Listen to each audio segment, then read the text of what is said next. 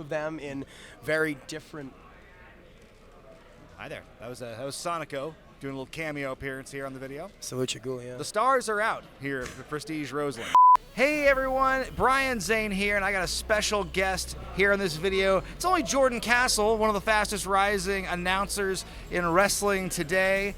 Jordan, it's so good to have you here. Brian, it is so good to be here, man. We've tried to make this happen a few times now. We've been working together here at Prestige for a little while now, a little over a year now, and I'm so glad we can make it happen. I've told this to you in person and on social media, but I have been an avid viewer of the channel and a fan, a mark, quite frankly, for the better part of a decade, since my youth. So it is very cool to be here, man. We met, I think, in 2019 at StarCast in Vegas. Before the inaugural Double or Nothing. Yes. You were a sweet little boy, and you said hello, and it was great, and now I'm working with you. You made me pay you $5 for a picture, and well, the rest is history. You know, a wise man once told me, never give away something people are willing to pay money for. We are here on stage at Prestige Roseland 8, getting ready here as the fans begin to file in.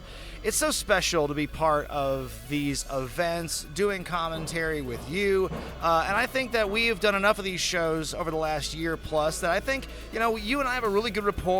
I think that I have a lot of fun working with you. I think it's kind of a night off when I work with this kid here, and I think some would say that we make a pretty good commentary duo. I like to think so. We've been brought back a few times, once or twice now. I mean, yeah, I have fun. We think back to the people who influenced us and the ones that we try to follow and want to walk in the footsteps of, the ones who came before us. And so, since we are both so excited about commentary and the history of that, I decided let's you and me this week here on the channel, let's rank our top 8 favorite commentary duos over the years. Jordan, I'm going to start things off with my number 8 ranking here, and I'm going to cheat a little bit on my own countdown because I just said this is going to be us ranking our favorite commentary duos. Oh, I see where this is going. But for the number 8 spot, I'm just going to give it to Tony Schiavone and pretty much anyone else. So here's the thing.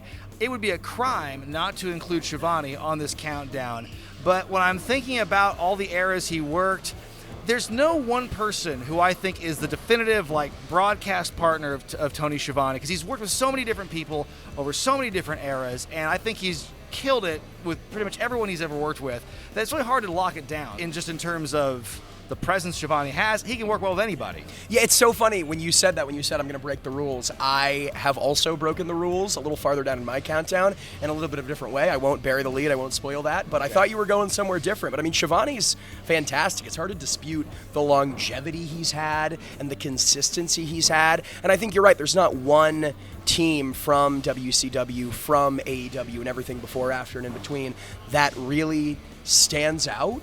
But I mean, he's been the guy for a very long time. So I'll spoil it right now. I did not include Schiavone, but I feel like a goof excluding him now after hearing that, because I mean, you're right. It's like it was such a commanding voice. Like when I think back to all the classic WCW moments, it's only his voice I really hear. Maybe Bobby Heenan in a close second. No Bischoff? I don't know about Bischoff. He was good for his time, but I think that Schiavone was leaps and bounds ahead of him, and he was such a distinctive voice. And I remember really liking his voice when I first started watching wrestling, but by the late 90s, there was this kind of anti-Schiavone bias, I think, among wrestling fans, and I was privy to none of it. I just didn't quite understand why the hate was there, because I liked what he did. I really liked his delivery, and then he was gone for so long, and for him to come back into wrestling like he never left and be so sorely missed in that realm, and for him to do so well in AEW today, I think is just a testament to his abilities. I'm so glad that he's had this sort of career renaissance, this career rejuvenation recently, where people have realized how good he is and how good he's always been, and he's gotten to show an entire new generation of fans that it's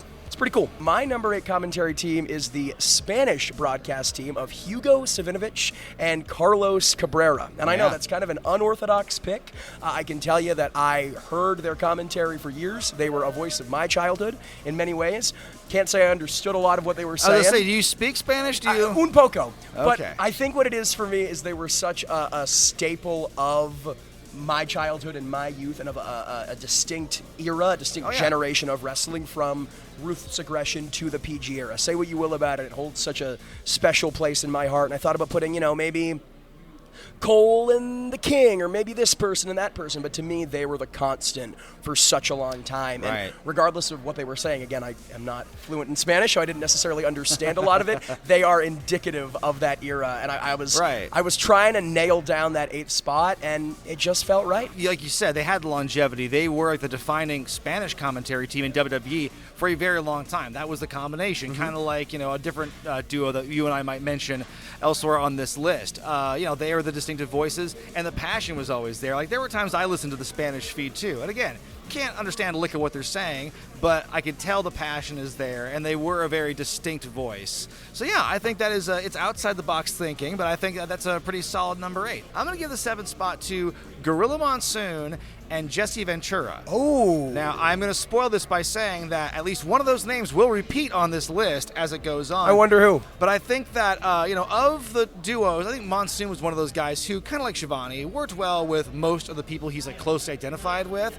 They were both wrestlers coming up. It's usually sometimes it's like the play-by-play man might not have the wrestling experience, and the color commentator does. They both have that experience, but from different time periods, and they're both incredibly well-spoken, and their personalities are so different that it just works. Gorilla Monsoon can say his big words, and Jesse Ventura can be a smart aleck. I think it was just a great chemistry between the two of them. It's so funny. I was about to lose my mind when you said that first name, because I guess I'll go ahead and say it. My number 7 is Gorilla Monsoon and Bobby the Brain Heenan. Okay. And I told you before we started filming this number on the countdown that was going to tick some people off, because I think bit of a controversial one. Many people would argue they belong a lot lower on the list, and I would say for me the only reason they're not is because it's not what I grew up on. It's not what I know. Of course, I've seen the WrestleManias. I've seen the legendary moments.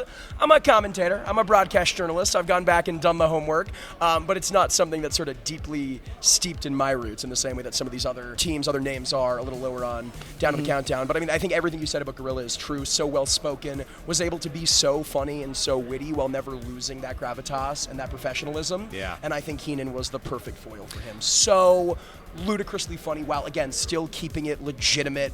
They're perfect. It's a match made in heaven. Jordan, my 6th favorite tandem is the only one out of all these on my list that is an active commentary tandem currently doing this thing, and in my opinion they're some of the best at it, and I'm not just saying that because I've known them and worked with them. I'm talking about Ian Riccaboni and Caprice Coleman. To me, the defining commentary team of Ring of Honor pre and post buyout. I love their energy. I love their enthusiasm. I know how close these two are as friends, and you can feel that friendship and you can feel that chemistry. I think that they have very different backgrounds, different styles, different deliveries, but it works so well and it really harmonizes. And I think it has, for me, in the last several years, has been one of my favorite things about Ring of Honor. In particular, is just the commentary. Yeah, harmony is absolutely the word, because we talk about opposites attract and how a contrast can be a good thing with a Heenan and a Monsoon, for example. But I think Ian and Caprice are the inverse of that, where yes, Ian's so kind of professional and put together, and Caprice is a little looser with it, but it never feels like they're clashing. Right. And the thing with Ian is he has this great joyful enthusiasm about wrestling. I mean, his tagline at every broadcast is happy wrestling. Wrestling should make you happy when you watch it. And you could hear the happiness and you could hear the joy in his commentary when the action picks up and things are just really reaching that crescendo. Like I said, he's got an incredible passion and delivery that in terms of the field right now, amongst the current active commentators in the sphere, I think can't be matched. And that's from a Ring of Honor alum himself, folks. So That's he's, right. So he's I got would the know. knowledge. I would know. My number 6 is not a team. It is one man, though it is not because he has had so many partners. Instead, it's the exact opposite of that. He made a name for himself. He made a career for himself as a solo broadcaster, and that's the voice of Extreme Championship Wrestling, Joey Styles. That's right. I think... OMG. Oh my God! I think that it is amazing that Joey Styles is able to carry a broadcast for 3 hours, and I always thought that. 3+ hours, I should say. I always thought that as a fan watching ECW back in the day, but especially now as a commentator doing what we do. I mean, we're a few hours away from the show, and I think we can both agree that once this thing is over, we're going to have a blast, happy wrestling and all that, but we're going to be tuckered out, man. We're going to be exhausted, the voices are going to be tired, the tank's going to be on empty, and that's while sharing the load. And for Joey to so consistently do what he did and steer that ship completely solo, I think is phenomenal. I think ECW and the legacy and the history, a legacy that's really been given the spotlight it deserves in recent weeks, is something that frankly doesn't exist. Yeah. In part without Joey and his calls and his voice. I think the chaos, again, balanced with that professionalism and with that knowledge is perfect. He doesn't have that, deep, low gravitas of a Gorilla Monsoon, but that high-pitched enthusiasm, that high-pitched zaniness, for lack of a better word, is just... It can't be beat. Joey Styles has had broadcast partners in ECW. Joel Gertner and Cyrus come to mind. Rick Rude. And, they were fine, but Joey as himself, I think Joey always excelled as a solo commentator in ECW. And yeah, it is a difficult job to carry the load or even share the load. And so for Joey to have done that on such a consistent level for as long as he did, I think really inspired so many announcers. I see, so many people kind of rank Styles. If we're talking about individual commentators, then Joey Styles is definitely amongst the top in my rankings, and he was very influential. He was one of those guys that kind of told a generation of fans that this is what wrestling commentary should sound like. When you put over the holds, I think that he delivered an attention to detail with that kind of commentary that has not been replicated since. He has that great shoot promo on Raw where he talks about just that, about, people told him to tell stories and he wanted to call professional wrestling, and I think that sums up perfectly. Should we give it to him, Brian, one more time? Should we give him the line? Well, I'll say he mocks God. Oh my God! I'm not good enough to call Backlash. Moving on to number 5 in our countdown. My top 5 is going to be Mike Tenay and Don West from TNA. I think you talk about a commentary team that defines a promotion, and like a promotion that's tailor-made for that commentary team, kind of a reciprocal relationship between the two. I think, TNA's commentary, I think, helped put a lot of those big highlights and those big moments above all else, because I was talking about, the passion and the energy you feel with like Ian and Caprice today. You felt that so much with Mike and Don. You mentioned the famous calls of TNA, whether it's like Skipper off the cage or Kurt Angle being announced for signing with TNA, or Kurt Angle headbutting Samoa Joe, whatever it is. Diving off the stage onto Abyss. I mean, you could go on and on and on. Those moments are great in a bubble, but when you think about the soundtrack and you think about the narration, you can't think about it without Tenay and West. And I think people often praise Pat McAfee and Michael Cole today for that enthusiasm and telling a story while also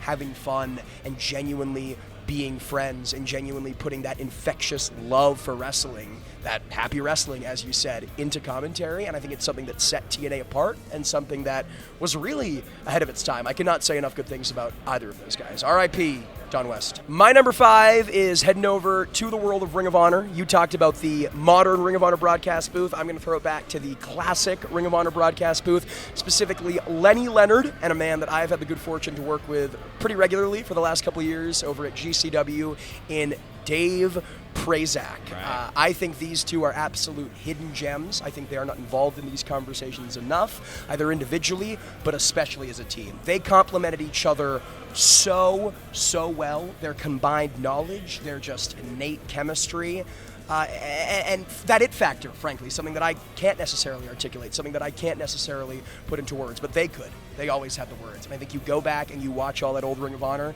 For a very long time in the early days, there's been much that's been said about some solo commentary or some commentary done by some people who admittedly themselves have said, I'm not a commentator by trade. I didn't like doing this. I don't like listening back to it. They gave Ring of Honor that legitimacy. And of course, it's the incredible athletes. Of course, it's their ravenous fan base. But I think Dave Prazak and Lenny Leonard are just as much to thank as any of that. And what a treat it's been for me to sit under the learning tree of Dave, someone who, after all this time, is still so good and so knowledgeable and so selfless with that knowledge. How do you think about this one? Check this one out for number 4. Michael Cole and Taz from the SmackDown days, the SmackDown 6 era and beyond. What I like about this team is that they grew together. Now, Michael Cole, I think for a long time, up until fairly recently, had kind of a negative rap about himself. And meanwhile, Taz was relatively brand new to the commentary game. He had done it a little bit as this heel thing because he was feuding with JR and Jerry Lawler, and then that turned into more of a full-time endeavor for him. And you had this moment where, under the tutelage of Paul Heyman, these two would spend all that time in the booth in Stamford working on their style and improving. And you listen to interviews talk from them about this process, and it's painstaking.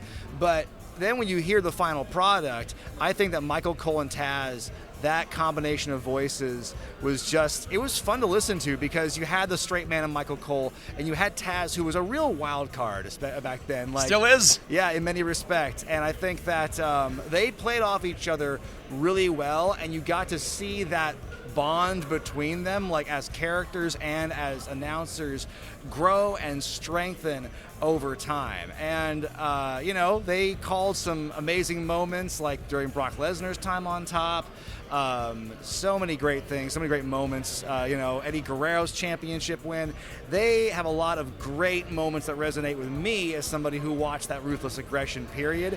And for the amount that they built and gained their respect, how much better they got over time together, allowing them to then later on split off and go on to have very successful careers, continuing to this day, I think it's a great story between the two of them. Yeah, I'm so glad you brought up the sort of negative rep that Cole, and to be fair, I think Taz had for a very long time, undeservedly so. I think those guys have always been good. Say what you will about whatever sort of limitations were placed on them or lack thereof. I'm so glad that now they have the opportunity to get that moment in the sun and be given their flowers while they're still active, while they're still on top. Mm-hmm. But it always struck me as funny because, say what you will about certain eras, say what you will about certain pairings, we always knew for 20 plus years, at least a decade plus, that these guys were great, and it was because of their work together. As you said, they grew together. They were the voice of Ruthless Aggression. I think Cole found a confidence, and Taz managed to rein in that silliness and rein in that fun and put it towards telling a story and put it towards uplifting those characters while still showing that personality. My number 4, again, I think is going to be a controversial one. Easy for you to say. Not because of their inclusion on the list, but because maybe some people will think they're a little too high up. And I'm going to go with Jim Ross and Jerry the King Lawler. Ooh. And I know that's sacrilege because many people will say they are the greatest of all time. Again, in writing this list, I think it was more down to my preference, my influence, as opposed to this team or these individuals are any better or worse than anyone. And as we said, these are all favorites of ours. I think in a era of chaos like the Attitude Era, JR was able to keep it on the straight and narrow while still explaining and exuding to the viewers at home just how chaotic everything was. And Jerry the King Lawler being the perfect foil to him. Again, it's the intangible, right? It's something you can't teach. Yes, you can practice. Yes, you can get those reps in. But for those guys, it just worked. And that's why they were on top for nearly 20 years. Yep. And that's why they are still regarded to this day as two of the very best. I'm curious to see if that's not in your top 3. I'm really curious to see what you got after this. I think we're going to see some familiar faces. That's all I'm going to say. All right. My number 3 ranked favorite commentary team, Jordan. This is actually a pairing you mentioned earlier, and it does kind of show a bit of an age gap and I guess a generational gap here. My number 3 is Gorilla and Bobby. Monsoon and Heenan. It's an all-time classic pairing. If you followed my channel long enough, you know that almost more than anything else in wrestling, I like having a good laugh.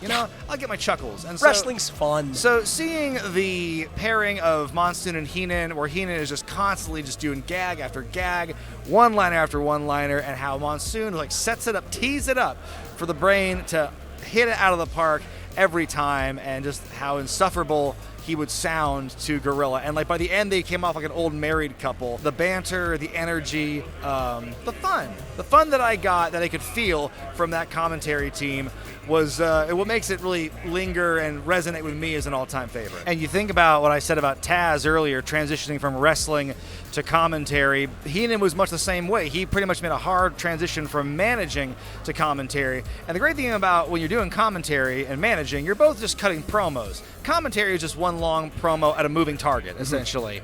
And, I mean, Heenan was great at that. And so him being able to make that transition so effortlessly, I think, is what makes him just an all-time color commentator for me. And you should know this guy does both. Hey, I'm a dual threat. So my number 3, Brian, if I've counted correctly, and I'm not a math guy, so I very well may not have, but I believe this is the first time we've seen any one name back-to-back on anyone's list. Going back to good old JR, I'm talking about the short-lived but brilliant team of Jim Ross and Paul Heyman.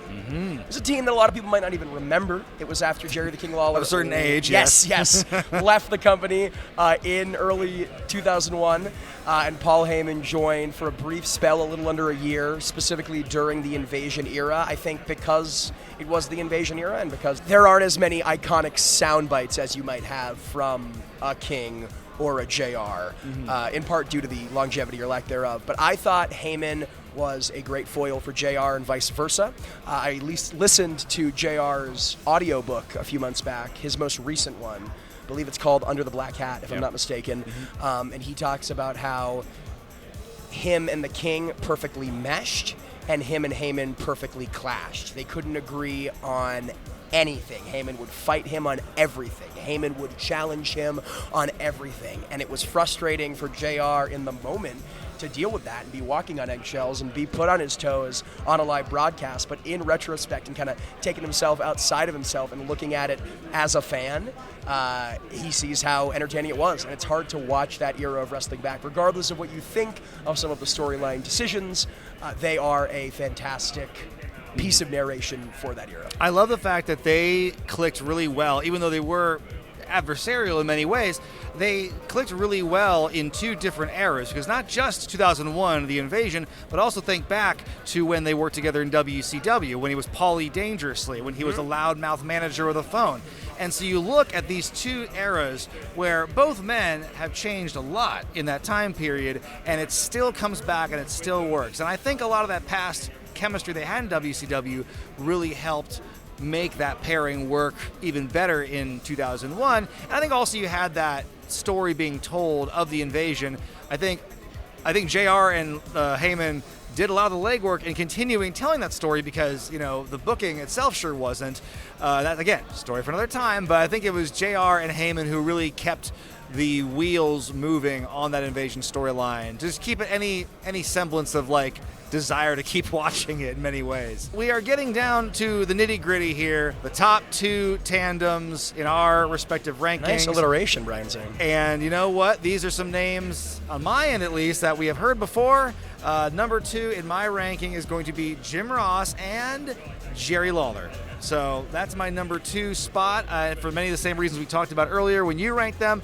They are just an iconic team. There are not enough superlatives to describe Ross and Lawler. Something just very visually and aesthetically pleasing about a cowboy in a black button-up shirt and a gaudy blue, gold, and white king sit together at a commentary table. It just makes sense. It's wrestling in professional wrestling and nowhere else. So for my number 2, Brian, I'm again going back. We teased it a few times, and it was inevitable that we'd have some repeats. For me, I am going back to the TNA duo, the classic TNA pairing of Mike Tenay, the Professor, and Don West. We talked about it before. Don West might not have been a wrestling guy, might not have had that innate knowledge that Mike Tenay did, but he had that boisterous salesman energy, that infectious love for it. And I think that's something that fans could really relate to, and similar to JR and King.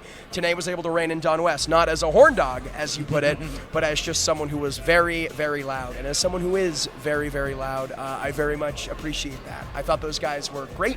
I think it is no secret that what is often thought of as sort of the golden era and the brightest spot in TNA's infancy is when they were the commentators, when they were the voices. For me, on a loop forever and a day, I will always think of that moment where West and Tenay are like, yeah! Ah, perfect! Yeah. And again, you can't fake that, right? No. Well, Jordan, it has certainly been an illuminating and informative countdown. I've learned a lot about you here in this list here as we've been ranking our respective favorite commentary tandems, but now it must come to number 1, and for my number 1 favorite tandem, it's got to be Jim Ross and Paul Heyman. You talked about them earlier, and I think what makes them my favorite tandem isn't just the adversarial nature of the two of them and how much they collided because of like the storyline ideologies and just their personalities, but also it was very much like a shooting star. It was there and then it was gone.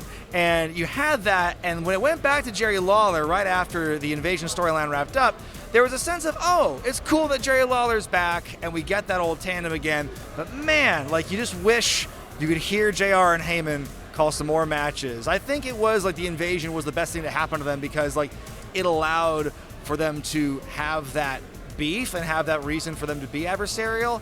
I don't know, It's referee Devin Campbell, but he's too tall. Yeah. How's it going? I'm really tall. We're doing a video, Devin. Really? Get out of here. Okay. Damn it, Devin.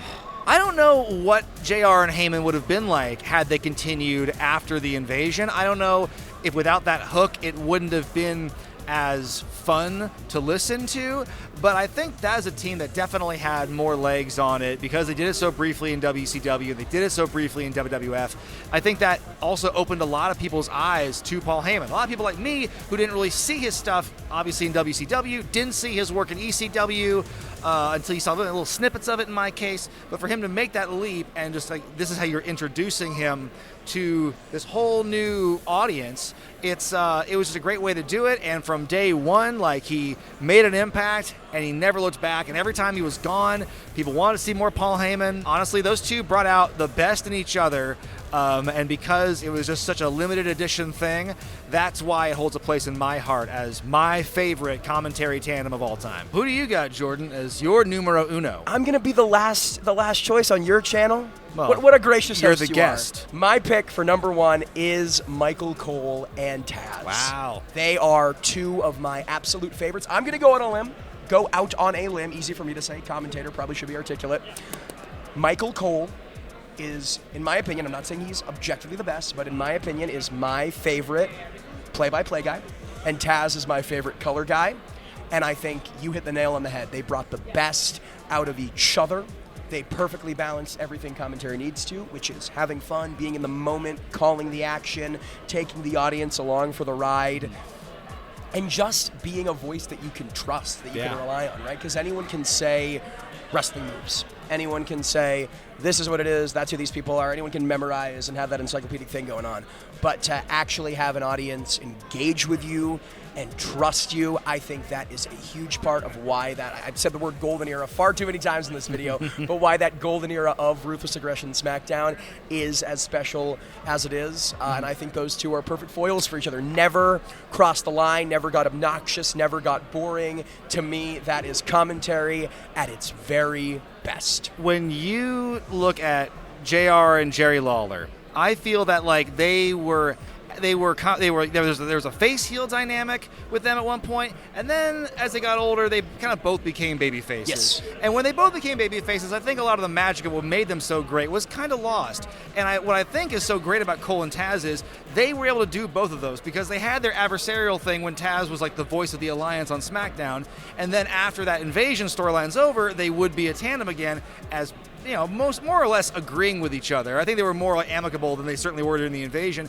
and they made both of those work. We briefly touched upon the Michael Cole-Pat McAfee tandem today. I think Pat McAfee's presence has gone a long way in making people's opinion of Cole change for the positive in this era. Taz did the exact same thing with Cole because, like I said, Cole was kind of seen as this nerdy voice of the company. A lot of people preferred JR over him, and so I think that this tandem with Cole and Taz, it made Cole a stronger play-by-play guy, and it certainly made me change my opinion of him in that youthful era that I was in watching. And yeah, You weren't a coal miner, Brian? I never made it to full coal miner status, and I don't know if I could still forgive him for the heel run that he had about a decade ago. He's done some great work in the meantime. Sure, Come on now. sure. He is, I think, atoned for those sins in triplicate. But I think that, Taz and Cole, I think there's definitely a good reason to put them at number one, or people's favorite number one tandem. Well, Mr. Jordan Castle, it has been a pleasure, a real hoot, dare I say a holler,